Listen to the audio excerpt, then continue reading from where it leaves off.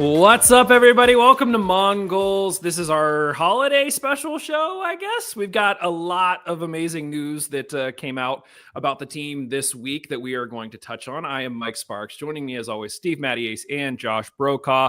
As has been the past few weeks, the comments are open. So if you are joining us live, feel free to add comments on YouTube. They will appear on the screen, and any topics or conversations that you bring up could become subject to conversation.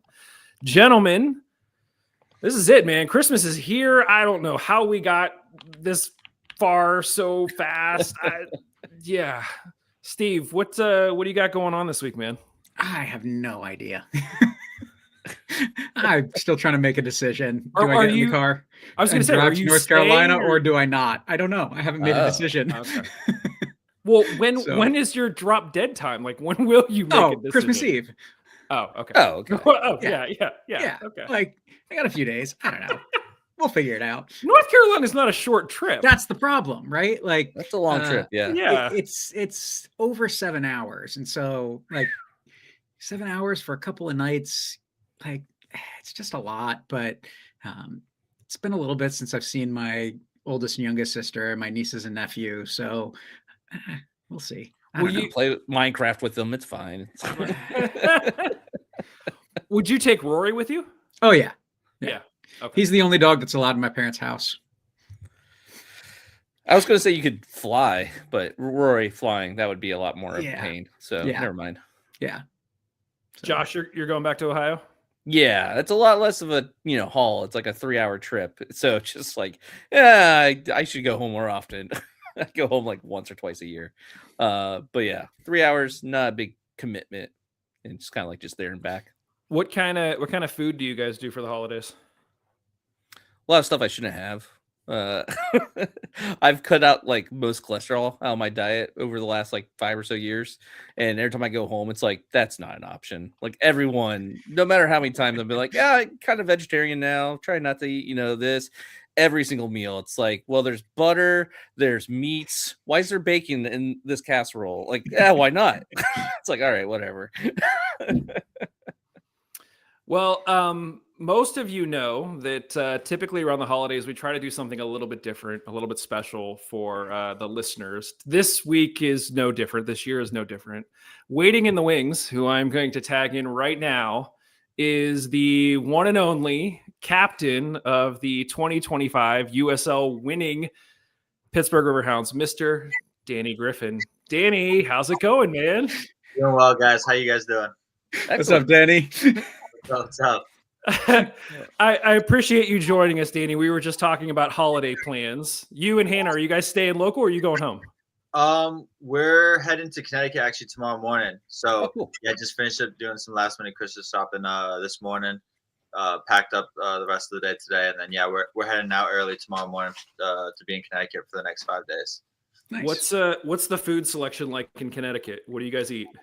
My mom likes to cook a lot, so she's Peruvian, so we eat a lot of Hispanic food, but she mixes it up as well. So I know Christmas Eve we'll do dinner at midnight, and it'll be like turkey with like a guiso, so like a sauce that we'll have over the rice. So I'm looking forward to my mother and grandmother's cooking.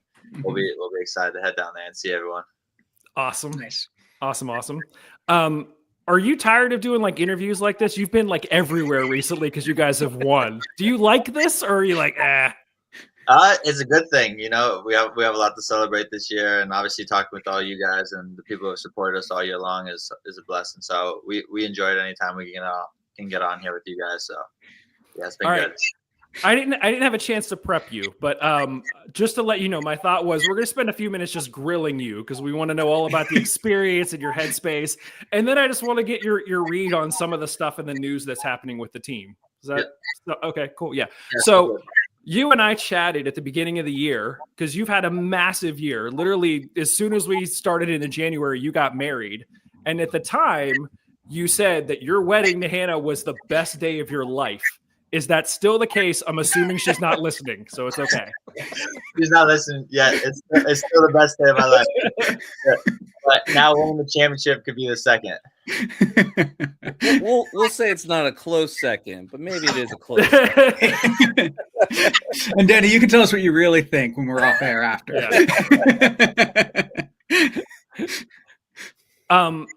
Obviously, massive congratulations. Halfway through the season, I think a lot of us were like, this isn't going to be our year. And then there was like a shift. Did you guys feel that shift? Like, did you just put one foot in front of the other and keep going? Like, tell me how that all played out for you. I think it was just belief in the group. Like I know a lot of seasons, like there's so many games, 30 games in the season, at least for the regular season. And for sure it has its ups and downs. Like there's some times where like we weren't scoring a lot of the chances we should be. Sometimes we conceded. But obviously you got to just take it week by week. And obviously there's more noticeable like big wins throughout the season that can really like ramp us up. Like I know New Mexico at the time was rolling in their season and had a good start to the year. And then obviously like that was a good win for us at home to be able to beat them and kind of propelled us a little bit. And yeah, I think you just have wins like that. And obviously as a player, like you just try and balance the highs and the lows. So as the season progresses, obviously towards the back end of the year is when you want to be playing your best soccer. And we felt like we kept getting close, but then not really jumping over that hump to like stay in the top four. And we had like a lot of verges where like, okay, you win this game, you're in the top four, and then kind of slipped and then would keep ourselves in that position and then slip. So once we got to that back end of the season and then like knowing like that win against Indy to clinch playoffs and then, okay, everything's still alive and everything fell into our favors to get a home game. And then you see how much that carries you for us to get 3 home games. So I think there definitely were turning points towards the season and like some of those wins to like really solidify us. And I know it wasn't until the Monterey game where we scored 3 goals. And obviously there's games where we would have liked to have more. Like I know we were close in the Rhode Island match. And but I certainly think like throughout the season, we grew a lot as a team.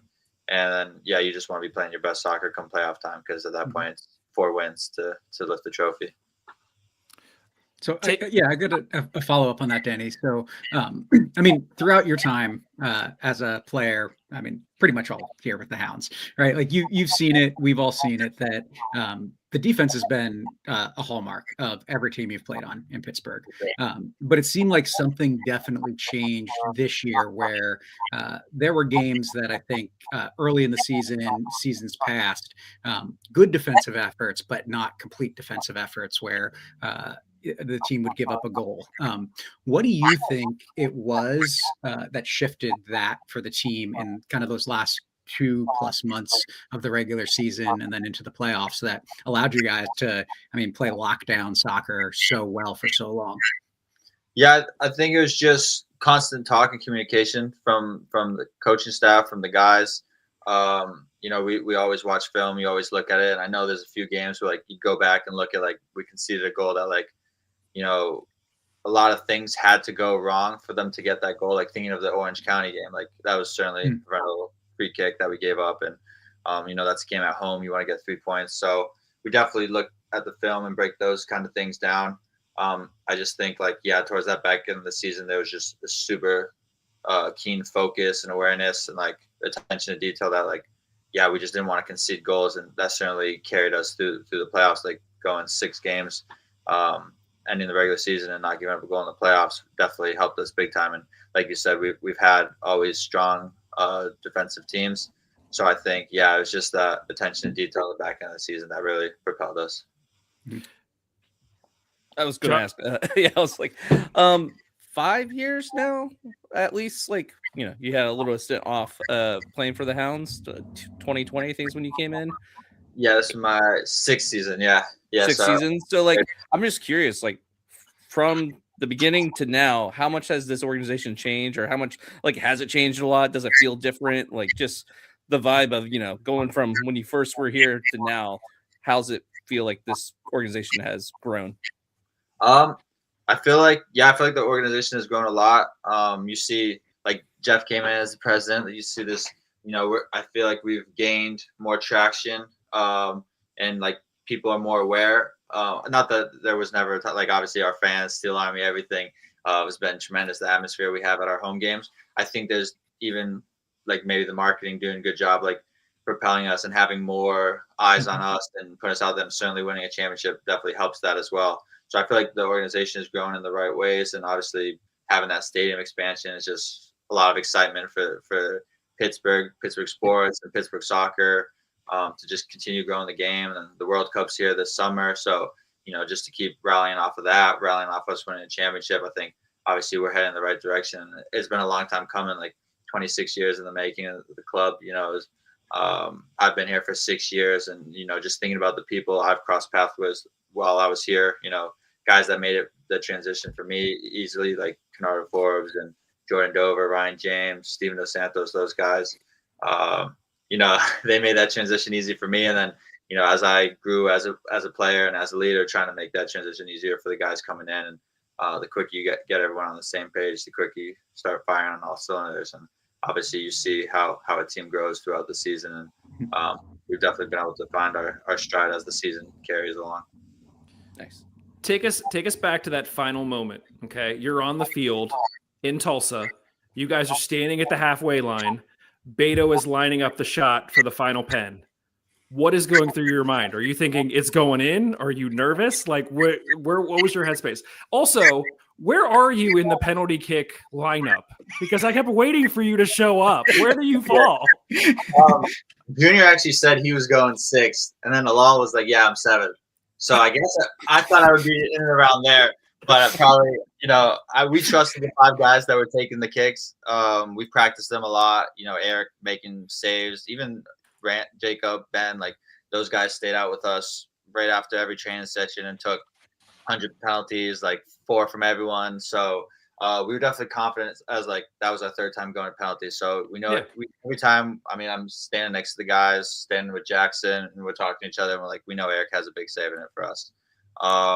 And we trust the 5 guys taking the kick. Beto's been there before, obviously, scoring the winning kick in Detroit. So, I think there was just a full confidence from the group. Like, we look at each other, and Bertina scored the first goal, so it's always a good start for us. And, like, we just kind of had that feeling. And then once we saw Eric make the save on the one, it was just like, yeah, I don't see any of us not making it. Like, Chase is going top bins there. It's cold. Hey, all of our hearts skipped a beat when Chase hit the crossbar. Yeah. I'm sure there's a little bit of nerves in there for everyone, but yeah, we just trusted takers, trusted the fact that we've been there before, trusted the keeper that, Eric looks so big in goal. So for their team to go up and take a penalty, I think there was just so much belief in the group that, like, yeah, I think guys just talked about it in a way as like a moment of destiny for us. And yeah, I think there's just so much belief that like we were going to get it done. So yeah, when Beto was up there taking the kick, it was like, all right, once he makes this, we're going to go enjoy this with the fans. We're going to get to Rob Vincent in a second, but how much of that lineup, that choice, is Rob saying this is what we're going to do, and how much of it is guys saying I feel confident, put me in that spot? Rob kind of leaves it up to the guys. So there's obviously guys that are like, yeah, I want one, and you're practicing penalty kicks, you're feeling good about it. So yeah, there are a bunch of guys that like Chase was one of those guys. Like, he didn't take a penalty in the first 2 games, but Chase, like, immediately when Rob was talking about it, who's going to take it, Chase like, yeah, I want. And yeah, when a guy's feeling that good and feeling like that, it's like, yeah, you give it to him, and we trust everyone on our team. And as much as we practice it, it's just one moment there, taking a penalty kick, you and the keeper. And I think we just had a lot of belief in our group to do so. So you guys win the cup, obviously, first time in 26 years. You personally, I had asked you at the beginning of the year about your advice to a Riveters captain, and you said, embrace it, leave your mark. It's a special honor. You are now the first captain in Hounds history to lift both the Eastern Conference Champions Trophy and the USL Championship Trophy, leaving your mark. Has this sunk in yet? Or are you still like riding the wave, or like what's your headspace right now? I think for sure it's sunk in. Like the first week after, like just letting that all in before Thanksgiving, it definitely hit me then. And I think pretty quickly afterwards, like obviously I think right now my focus is on next season. Like obviously the announcing the signing, like just thinking about the guys we're gonna have back and going into next season, and just wanting to get there again. But, like, I just remember after the game, we were on the field for a while celebrating with the fans. My dad and uncle were there, so they got to come on the field. And then being in the locker room with the guys, I was just sitting on the couch with Kenny, and we were both just like immediately talking about, all right, how do you get back there again next year, and just doing it all over again. And that's probably like an hour after the game. And So I think the mindset like switched pretty quickly. And obviously we had the rally downtown, and that was awesome to see the fans show up for us. And Pittsburgh fans love their sports here, so that was amazing. So that definitely added to it, like seeing all that and like the way the city celebrated us was amazing. So that definitely added to it. And then I think after that it just kind of sunk in, and like we did this. We got to lift the trophy for our club, and you're going to see the star on the jersey next year. So all those things, it'll be nice to see that for the first time. But I think obviously now my mindset is just on next year and wanting to go back and get back there. Yeah. You kind of let it slip. Sorry. No, go ahead. I was going to say with what was it? The actual celebration in the city. You came up and you said like, let's do it again next year. So like everyone knew you were coming back pretty much. Did you know that early that you were coming back, or were you just like, I'm hoping I'm coming back? At the time, a deal wasn't done yet, but obviously my mindset's always Pittsburgh first. Pittsburgh's become a home to me. So I think quickly after that was when we got everything done and got the deal done. But in my mind, I never wanted to leave Pittsburgh, and I knew right away, like, my wife and I are just like, Pittsburgh's our number one spot, and that's where we want to be. And just how I've grown through the club and the people that have been there for me, and I'm loyal to everyone here. So we knew we wanted to be here. Nice. Let's talk about the deal for a second. So it's a 2+1 deal. When you sit down and have that conversation, you and I have talked a lot about how Bob would kind of play you anywhere, center back, mid, like forward. We talk about your best position. This deal, in theory, could carry you through to like USL Premier. Did you have that conversation as part of the deal? And then did you have a conversation about where you think you'd like to play, or was any of that part of that conversation with the deal, or was it just like, I want to come back? It was more just I want to come back. Like, we knew I want to be in Pittsburgh. Obviously I know the club has the ambitions, and whenever they start the league, I know it's proposed to start in 2028. Pittsburgh is active and wanting to be in the first division. So my first thought, like, I wasn't thinking about that. I was just thinking about like Pittsburgh's my club, and that's where I want to be. And once we got the deal done, I was happy with that. And you'll see where the cards fall after that, when that comes out. So you talked a little bit about this, I think, a few minutes ago, but obviously, I mean, Rob took over 3 weeks before the end of the season, and so coached those 7 games. But then you and Kenny are sitting there talking about like, how do we do this again, right? And I say that to say there's a recognition that this is a team that Bob Lilly built. And Rob Vincent is building the team for next year. So as captain, as a guy that's been around for a while, what do you think, or how do you plan on keeping things in terms of the culture in the locker room that are important, that you think for the Riverhounds, but also moving into a new era and stepping into what, I mean, maybe but we don't know what things are going to look like in terms of Rob's plan when he's not working with somebody else's system and trying to adapt that when he's starting from scratch, right? So how do you conceptualize like taking that step and walking through that transition and bringing other guys into that as well as captain? For sure. I think, being here for 6 years, I knew exactly what Bob wanted. Bob's done so much for the organization, what he's built here, how much he's helped me as a player. There's a true appreciation there, and I'm truly grateful for him. And, having the captain on the field, like Kenny was always like having another coach on the field. That's how it was. And obviously that was as good of a captain as I can get, for me coming into the league, and then to fill those roles and just try and do that. And then you have other guys on the team who's leaders in the group. So Robbie's certainly a leader in the group, Sean this year.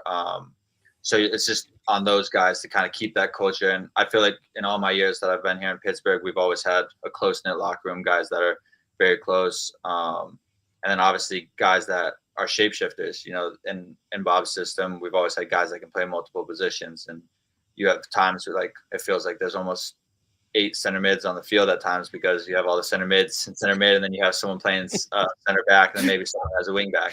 So I think that's something that we've always been good at. And I think that's something that we need to carry. And obviously it's the role of me and the leaders on the team, but also Rob is someone who's played for the club, has the identity of the club, has coached under Bob, and certainly did a good job those last 7 games, and someone that the club has and I have full confidence in keep going forward. And I think that's what you just want to build off of what we were able to do last year. So yeah, like guys coming in this year, that's what it's going to be like. They saw what it took. Guys that are returning know what it took to get here and know that next year is going to be even harder. We're going to have a target on our back. Everyone's going to give us their best shot. And we certainly just have to enjoy that. Like I'm even saying that right now. I'm excited about it. I want the games to come around. I know I got another month to wait till the guys are back in town and we can get going. But yeah, I think there's an excitement and a trust there. And yeah, you just want to build off of last season. There was a ton of news that came out this week that I want to pick your brain about. But before we dive into the news, I have one last question. You guys got the cup. What is the craziest thing that you did with the cup that you can share with us? I know we saw pictures of baby Mertz in the cup, but we've heard stories about like the Stanley Cup ending up in a swimming pool. Like, did you guys do anything fun with the cup like that? We were at the cool thing, we were at a pub after the game. So it's like the game was so early that I think it was like 4 o'clock, 5 o'clock. We got back to the hotels and like went to the pub that was across the street. And so my family's there, other guys' families were there. People in the club, like the media, staff, everything were there. And so it was really cool to just everyone get there, you know, order some food, drinks, just be there with each other. And then we got pitchers of beer and they filled the trophy with the pitchers of beer. I think everyone took a sip out of the beer and had their turn with the trophy and drinking out of that. And then I know again on Monday before guys like shipped off for Thanksgiving, we got together as a team and did the same thing. Ended up finding some beer in the trophy again. I know the trophy was broken, so there's like actually a screw in the handle. I think we were pulling it too hard. So on one of the sides, there to fix the handle and have that fixed there. Yeah, that's probably the craziest thing that happened with the trophy. How many pitchers of beer could you fit in that thing? I'm not sure. I didn't see when they filled it up, but I would assume it was like 5 or 6 at that point. It's pretty big, pretty heavy trophy too. Like 2 guys had to carry it and pour it in, like when the guy would go and drink from it. So, yeah. Nice, awesome. All right, well let's get to some of the news. Like I said, I know that you're heading out of town tomorrow, so we don't want to keep you too long. First up, in addition to you getting your 2+1 deal that we talked about a little bit, Jackson Walty signed a 1+1 deal. We were talking that midfield there. You guys have so many bodies in that midfield that clearly makes it difficult to kind of pick itself. Walty seemed to be kind of the MVP of the early part of the season in terms of what he was able to do. And I think most interestingly, we said having Walty kind of playing that holding midfielder position kind of helped push you a little bit forward. Later in the season, you were dropping back a little bit more. Do you have a preference in terms of where you are? No, I definitely don't have a preference. Just obviously reading the game and like, you know, knowing when to come back on the ball. But obviously I certainly trust Brad, Jackson, Robbie when he comes deeper. Like there's a lot of fluidity in our midfield, and that's something we wanted going into it. Like multiple guys are comfortable both going forward or going back. So obviously me, you know, getting up higher, getting in the box, scoring a few more goals. Obviously like scoring goals, but I also like doing the dirty work as well. So yeah, it's just a true system that we have. Like we're completely comfortable with whatever midfielder's in there to get the job done. And you know, you have 4 guys, obviously the way we were playing at the back end of the season with Robbie, Charles, me and Brad, but you put Jackson in there and you don't skip a beat. So whatever the combination is, we all know our jobs and we know what we got to do to push each other. And obviously that creates competition in training. That's ultimately beneficial to all of us. You know, we're pushing each other all year. And if there's ever someone that's out, you know, it's the next man up, and we trust anyone to get the job done. Awesome. Steve, Josh, do you guys have any thoughts on Walty re-signing? I know that we were like, if Brad's coming back, is Walty coming back? I think we all hoped he was coming back. But Steve, your thoughts on Jackson? I mean, my hot take, this is because of you, Danny, because I have made this claim on the podcast for years that you may be the best defensive midfielder we've seen in the past 8 years, but I don't think it's your best position. And so having another good defensive midfielder on the field is really important. So a few weeks ago, right after you guys won it all, I said, like, if we're talking about players, like, this is my hot take that if we've got to choose between Brad and Jackson, I want to see Jackson back because I think it puts Danny in the position where he really has the freedom to go forward. Thrilled to have them both back though, right? Like it is fantastic because we saw, I mean, Mike, you're right. Like, I mean, we thought for the first 3 months of the season that Walty was going to be our Mongols player of the year. And then Robbie just turned it up a notch and like went wild, right? Like, and so it wasn't that Jackson was doing anything less. It's just that Robbie went insane. So, I mean, it's exciting knowing that we're keeping a large portion of our midfield, which is where everything has run the past few seasons. Love it. Yeah. For sure. For Josh, sure. you're happy, I'm sure. Yeah. I love Walty. He's one of the people I talk to, I think, the most after games, and so like always fun to have a conversation with him. And I think he's a great player. He fell off halfway through the season. I don't know if it was more him falling off or him falling out of favor, but I know that he's good at what he does, and I'm excited to see a system where hopefully it favors him more next season than what it was later in the season this time around. But yeah, I think it'll be a great. To your point, Josh, about like the interpersonal connections with Jackson. I don't think I talked about this live on the podcast. I know I shared it with you guys, but during the game when Robbie scored against Rhode Island, I was on the one side of the goal trying to get good footage because I figured if we score, he's going to go to the corner that the players are warming up in. And he's on the other side, so he has to run the other way. Everybody rushes over there as they're walking back. Like, I'm just holding the monopod with my phone on it, taking video, right? And Jackson looks at me, gives me a face, and fist bumps my hand. I was like, oh, that's Jackson. That's great. Love it. So Jackson's back. Danny, we talked about how you're back, which we're obviously thrilled. We kind of figured you and maybe a few other people would be back, but we're thrilled that you're back. The other big news that we've been talking about is who was the coach going to be, because it was just announced that it was Rob Vincent. We kind of had feelings maybe that decision was happening behind the scenes and we just weren't privy to it or whatever. Danny, you talked about it a little bit. What does it mean having Rob Vincent now as your full-time coach to you? Yeah. Rob is someone, played for the club. He played as a midfielder as well. Obviously, I know he had some seasons with some big goals here, and I've seen the highlights of some of his goals. And Rob's someone that I've become close with over the years. Like, I remember last offseason when it's usually just Robbie and I in town. Sometimes there's a couple other guys, but for Robbie and I live here full time, so we'll be training at the facility, keeping ourselves ticking. And Rob was putting together sessions for Robbie and I, and all three of us playing in the midfield. Rob put together really good sessions for us that we enjoyed, technical sessions, and just stuff that we can work on as a midfielder, and then the stuff that he did as a player. So we always enjoyed that. And then obviously his soccer IQ is excellent. He knows, he kept our identity the same, and he's been a Pittsburgh player. He coached with Bob for the past 2 years. So, him gaining that experience as a coach, and obviously being a part of our academy beforehand and having all that experience as a coach I think it's something that he's going to relish the opportunity to be able to be a head coach now.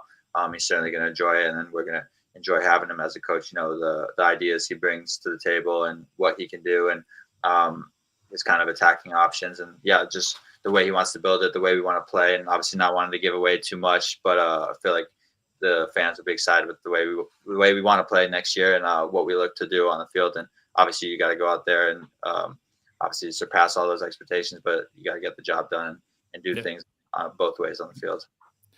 So we're big fans of Rob. I plan on talking to him. He's not going to give me an answer to this, so I want you to answer on his behalf. Typically, the relationship between a head coach and assistant coach, you have sort of the bad cop, good cop. And I could very much see Rob being kind of the good cop to Bob's bad cop at times. When he took over, was there a switch, or did he just keep being good cop? I would say when he took over, I don't say like, obviously I know, even like thinking about my time in college too, there's always like the head coach is usually a bit more stern, and the assistant's like more the one that you joke around with. I think about my assistant coach in college, we go play 2-touch in his office. Someone that, I'm close to all of those coaches as well, and still keep in touch. I would say there's definitely a switch, and but Rob's obviously he's someone you can go up and talk to, and I feel like I've always had that relationship with all my coaches, Bob, Rob, Bushy, Vis when he was an assistant, and obviously being more with us at the back end of this last season. So I feel like there's definitely a switch once you go from being that assistant to a head coach. You kind of take that step away a little bit, but obviously you still have a relationship with your players, and the constant communication between the coach and the leaders on the team. So I don't know if I would say bad cop or good cop. It's just more he takes his role seriously, and obviously it switches once you're the head coach and the details to everything and kind of what your role is at that point. Spoken like a true captain, Danny. But Bushy's always bad cop, right? It depends on the day, but no. I like to give them a hard time, but they're all excellent coaches. People that the whole team. We respect them all, and obviously enjoy the staff that we have, and what we were able to do in the past couple of seasons. So you just want to keep getting better, and those are certainly guys that are hungry to do so. Yeah. Who else is signing that we don't know about, Danny? No, Whoever's probably watching this time better not say it. Grubba just comes in. Grubba's definitely watching tonight. So, guys, in addition to the signings, obviously the other big thing that happened this week was that the schedule was released. Obviously, for those who don't know, we tend to always start on the road. First 3 games away. We play the Battery on March 7th, Loudon on March 14th, Rowdies on March 21st, and then we're home to face Jacksonville on March 28th. Danny, we seem to always start the season away. That seems to be the norm. Yeah. Are you the type of person that likes to play away because it's like a galvanizing moment for the team, or are you more of like a home cooking comfort, I know what to expect kind of guy? I feel like we all like home. We like playing at home more because we're in front of our fans. You have that full week of training. You don't have to travel. And then, you get the Steel Army to have our back there and be loud and keep us energized, and the atmosphere that's created there. So we always like to make this place a fortress and make it hard for teams to come in. So I think, obviously, first and foremost, we always prefer being home. But I think even to start a season, we're kind of gotten used to you play those first 3 games, and you want those games to go well. That's when you're first starting to fill out, because obviously in this league there's so much turnover, and getting the team up to speed and getting to play the way you want to play.